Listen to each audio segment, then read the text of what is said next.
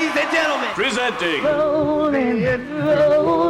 He's at the airport on his way to Houston for the debate. Roland Martin, good morning. Tom, Civil Guy, good morning. At the airport, flying to Houston for tomorrow night's debate, Texas Southern University. Looking forward to going home and seeing my people. Of course, TSU right across the street from my high school, Jack Yates, so looking forward to it. The Democratic candidates, Tom, there's no way they can win without support of labor. And guess what? According to Gallup poll, labor unions are at a 15-year high. Joining us right now is Lee Saunders, president of the AFS-CME. Lee, how you doing? I'm great. How are you, Roland? Great. Let's talk about this because, again, there's been a 30-plus year assault on labor unions, and we are now operating where Americans are saying, labor unions actually make sense. Well, let me tell you, I think that the figures just prove that out. 64%, as you said, of Americans believe that labor unions play an important and vital role in this country. And we're taking advantage of that. We're organizing and mobilizing and educating our communities and our members. We're preparing for the struggles and the issues that confront all working families. And we're getting back to basics, Roland. Make no mistake about it. We are re-engaging with our members. We're re-engaging with our communities, talking to them one-on-one and listening to what they have to say and dealing with the issues and impact on them and their families and their communities across the country. African Americans greatly benefit from labor union participation when you talk about the middle class, and that the decline of labor unions corresponds with African Americans not being able to grow financially when it comes to our families. There's no question about that. Our community suffers. People of color suffer when, in fact, unions are weak. We provide better benefits, better wages, better working conditions by having a seat at the table, by being able to negotiate with the employer. And not only does it benefit union members, but it benefits those who are not in unions because they are lifted up by what unions do. And that's why it's so important that we've got to deal with the rigged economy that exists right now and talk about the importance of joining unions. If 50% of Americans who are not in unions right now, if they had the opportunity, would join unions because they recognize that this is a rigged system and that unions are vital in improving their work lives and having a seat at the table. You were dealing with a branding issue, obviously, because the GOP for the longest have turned unions into a curse word. And so with Trump coming in as well, appealing to white labor workers in Ohio, Pennsylvania, and Michigan, auto workers, has it forced the union leadership to come to a day of reckoning, to look themselves in the mirror and say, you know what, we've got to also change how we communicate, and we've got to tell our story versus let somebody else control the narrative? There's no question about it, and that's exactly what we're doing. We are getting back to basics. We're reconnecting not only with our members by talking to them and listening to what they have to say, having those very important one-on-one conversations, but we're reconnecting with our communities. Let me just give you a couple of examples of where we were successful in 2018. We're not only working within the labor movement, but we're working outside of the labor movement to establish stronger relationships with our community partners, with our coalition partners. There are certain programs that are going on right now where we are organizing in communities of color.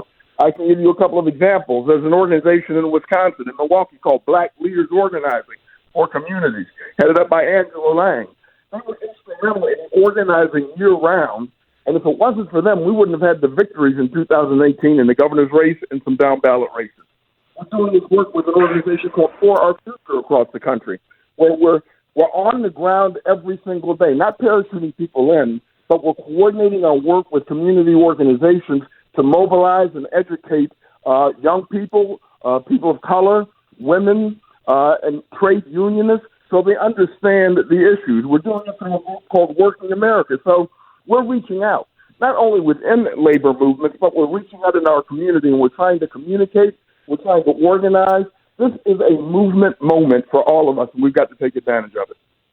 And, of course, when we talk about who you represent, American Federation of State, County, Municipal Employees, Tom, it's real interesting. Whenever you hear Republicans talk about cutting government, what people don't realize is when they're talking about slashing government jobs, that lead has a disproportionate impact on African Americans.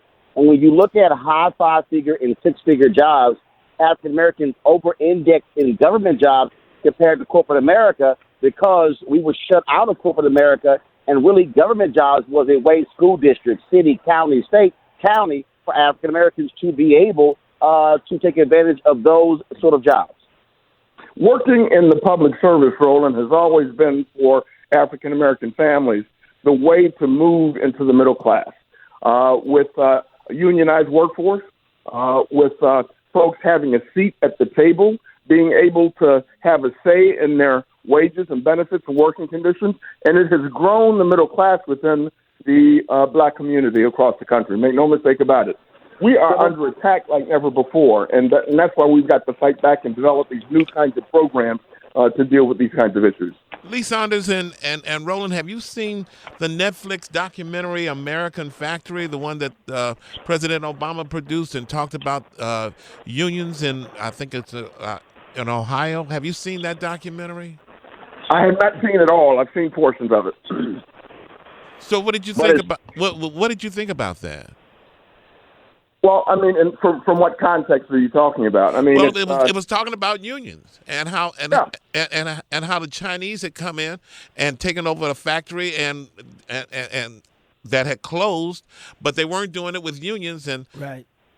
Did you see it, no, Roland? Well, you look at here's what you got to do. You look at what's happening in this country right now. You look at business becoming more and more international. You look at the impact that has, especially in the private sector, on those workers and workers who have been in industries that have been highly organized, that have been highly unionized, and those industries are now suffering. Trump came in and said that he was going to save those kinds of workers, that he was going to keep manufacturing in this country. He made that promise in 2015 and 2016, okay? And now he made that promise, but now he's got a record. And that record is that he has not been successful. I'm from Cleveland, Ohio. Right down the street from Cleveland is a city called Youngstown, Ohio, where you had a major UAW plant, Lordstown. Trump went there and said, don't sell your house because we're keeping this plant open. Don't worry about it. You're going to have a job. That plant, which employs thousands of people right now, is closed. It's closed. So he's got a track record he's got to run on, and that's why we've got to educate folks about the impact that his policies, his tax policies, his economic policies have had on working people, whether they're union or non-union alike. Lee Saunders, I just read an article, I think it was last week or two, in the New York Times, and it was about the unions, and you were quoted in talking about the 2020 election. You all are not rushing to endorse anyone, yet the number of the candidates, including Vice President Biden and Senators Warren and Harris and Bernie Sanders as well, are coming in at you and really trying to get your endorsement. Where do you seeing things right now? Well, we're going to, first of all, let me be real clear. We're going to take our time as far as endorsing a candidate. We're going to be talking with our members and our leadership across the country.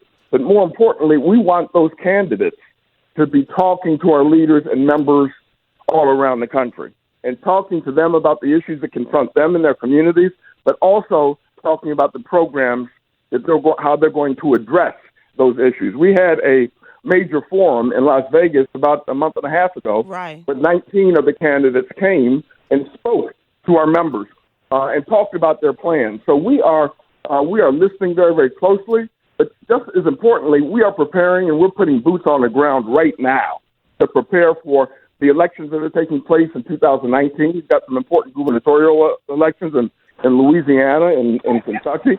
You've got some very important state legislative races that are occurring in Michigan and Iowa and some other states. So we're preparing to put boots on the ground right now, but we're listening to what these candidates have to say as far as how they're going to relieve the pressure that is being felt by working families, and then we'll make a decision. Lee Saunders, President, AFS-CME, we appreciate it. Thanks a lot. All right,